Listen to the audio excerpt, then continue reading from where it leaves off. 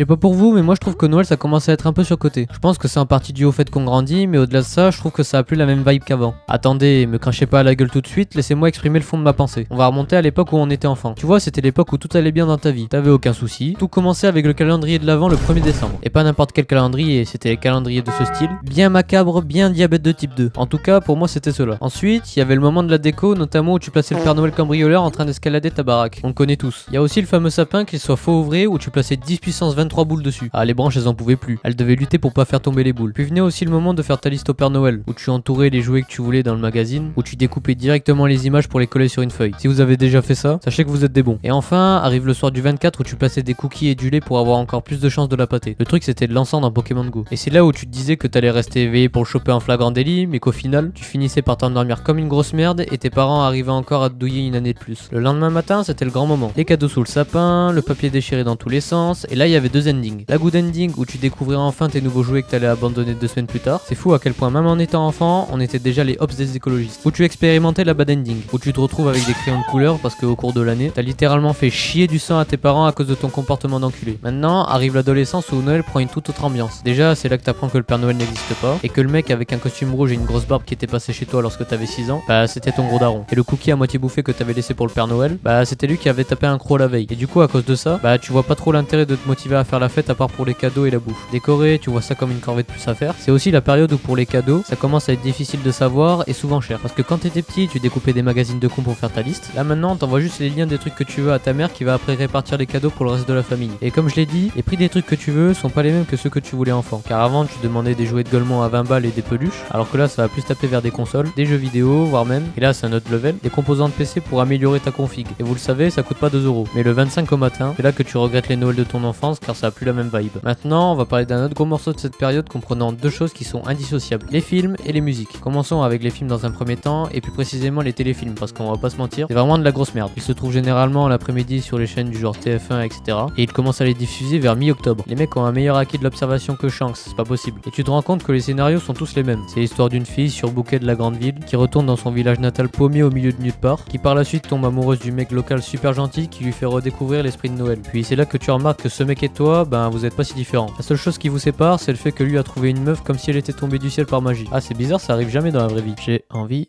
de crever. Bref, passons maintenant aux magnifiques chansons de Noël qui viennent te baiser les oreilles chaque année. Et le pire, c'est que c'est toujours les mêmes. Ah Mariah Carey, te revoilà avec ta chanson de merde que je vais pas mettre pour pas me faire strike et pour en même temps préserver vos conduits auditifs. Je pense que rien que pour ça, ça mérite un abonnement. Après c'est mon avis. Carrément sa musique, tu l'entends plus que la voix de ta daronne, c'est chaud. Niveau business, je peux vous dire qu'elle a été smart parce que vu que Noël c'est un événement qui arrive chaque année, bah chaque année elle se fait des millions sans rien faire. À mon humble avis, tu me demandes de choisir entre la chanson de KSI et sa chanson de merde, je pense que le choix est vite fait. Même à l'école, tu peux pas être tranquille. J'ai dit dans cette vidéo que j'avais pris l'aspect AMC qui est l'aspect anglais. Et récemment, ma prof a eu la merveilleuse idée de nous faire choisir 2 putains de chansons de Noël pour après les chanter avec toute la classe. Je tiens à rappeler que j'ai 16 ans, je suis au lycée et qu'ils ont encore apparemment que ça à foutre de nous faire chanter des putains de chansons de Noël en spé, bordel de merde. À croire dans le programme d'anglais, il y avait que les présidentielles américaines et qu'ils essayent de combler le vide avec ça. Noël, c'est aussi le seul moment où si tu te relâches un peu trop, tu peux littéralement réduire à néant la progression de ton physique que t'as accumulé ces 2 dernières années. Peut-être que j'abuse un peu, mais entre foie gras, saucisson, huîtres, pain d'épices, bûches, etc. Je pense que si tu fais pas un minimum attention, c'est terminé pour toi. À la fin du repas, tellement c'est calorique, tu vas ressembler à Ronflex Prime, tu vas plus pouvoir te lever. Pour te déplacer, faudrait que tu utilises les sièges des mecs dans Wall-E. Et les personnes qui mangent des huîtres, vous allez bien? Parce que je trouve que c'est pas le truc le plus appétissant d'avaler un truc qui ressemble au molar de ton pote. Je sais pas moi, manger de la charcuterie et du fromage comme tout le monde. Mais faut bien que ce repas tu le fasses avec quelqu'un, et ce quelqu'un c'est ta famille. Chaque année autour de la table tu retrouves les mêmes personnages. Parce que oui, vu leur personnalité très distincte, on peut parler de personnages. Tout d'abord, on va retrouver le connard qui te pose toujours la même question chaque année. Et gamin, t'as trouvé une petite copine? Bon déjà, merci de me rappeler que je passe mes samedis soirs dans la misère sexuelle et affective depuis 16 ans. Spoiler, j'ai 16 ans. Et puis t'en as d'autres qui se ramènent pour poser encore plein de questions embarrassantes. À partir de là, le repas ça devient véritablement une épreuve d'endurance. Ton seul but c'est de te barrer le plus vite possible pour chill sur ton tel. Et t'as une personne qui te fait rester à table car c'est le prime du divertissement, c'est l'oncle qui fait des blagues limites. Vraiment limite?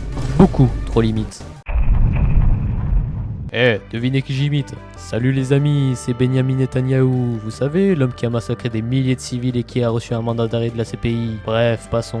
Bon, je vous fais cette petite intervention pour vous dire que j'ai découvert un livre s'appelant Mein Kampf. J'ai été très surpris en le lisant, car ça correspond parfaitement à mes idées politiques. J'ai adoré le lire. Alors, elle est bien? Oh, attendez, j'en ai une autre. Qu'est-ce qu'un Et enfin, parlons des cadeaux, parce que soyons honnêtes, c'est quand même ce qu'on attend le plus. Avant, quand t'étais petit, au pied du sapin, c'était la surprise totale. Même si t'avais fait ta liste, t'étais pas sûr à 100% que t'allais avoir les trucs que tu voulais. Maintenant, tu sais directement car c'est toi qui dis à ta famille ce que tu veux. Et là, quand c'est le moment de les ouvrir, il faut que tu sortes ta performance d'acting digne de ces Nord 9 pour pas que les petites de ta famille se rendent compte que tout ça est une supercherie montée de toutes pièces par les adultes. Donc ce qui fait que toi t'as l'air d'un con en souriant bêtement parce que toi tu connais la dure vérité. Mais attention, même si tu dis à ta famille ce que tu veux, tu peux te retrouver avec des mauvaises surprises. Cela a été mon cas quand j'avais environ 10 ans chez ma grand-mère. Elle m'avait acheté une mystery box qu'elle avait trouvée sur un site de merde qui vendait des mystery box pour geeks. Ce qui fait que je me suis retrouvé avec des goodies pour meufs ou des vaisseaux spatials dont j'en avais rien à foutre. Ah, intérieurement j'étais détruit. J'avais tellement le seum, j'étais en train de lutter pour pas pleurer. Pour vous dire, le seul truc qui était à peu près bien dans la boîte, c'était une figurine pop Deadpool. Ce qui n'est pas non plus le truc le plus ouf que tu peux avoir. Morale de l'histoire, n'achetez jamais de mystery box. Jamais. Donc voilà pourquoi je trouve que Noël ça devient un peu surcoté. Le fameux esprit de Noël qu'on avait étant enfant disparaît d'année en année. Entre la dure réalité qui est que le Père Noël n'existe pas, les téléfilms de merde, les chansons qui te font signer les oreilles et les questions gênantes au repas de famille, c'est sûr que ça aide pas trop à retrouver la joie qu'on avait avant. En plus, au fil du temps, il y aura forcément moins de personnes présentes au repas de famille. Soit à cause de la distance, soit à cause d'un truc un peu moins cool qu'on connaît tous malheureusement. Mais malgré tout ça, Noël reste un moment de retrouvailles et de partage. C'est peut-être pas le meilleur truc au monde, mais c'est avant tout un moment pour rire, manger, beaucoup trop, et créer de nouveaux souvenirs. D'ailleurs, si vous voulez me faire un cadeau pour me soutenir, vous pouvez cliquer sur le bouton s'abonner et mettre un like si vous avez aimé la vidéo. C'est gratuit et ça m'aiderait énormément. Et si vous voulez être encore plus sympa, venez me suivre sur mes autres réseaux et rejoignez mon serveur Discord, où vous pouvez discuter avec les membres de la communauté et partager vos créations, que ce soit vos dessins ou vos animations. Et moi je vous dis à la prochaine.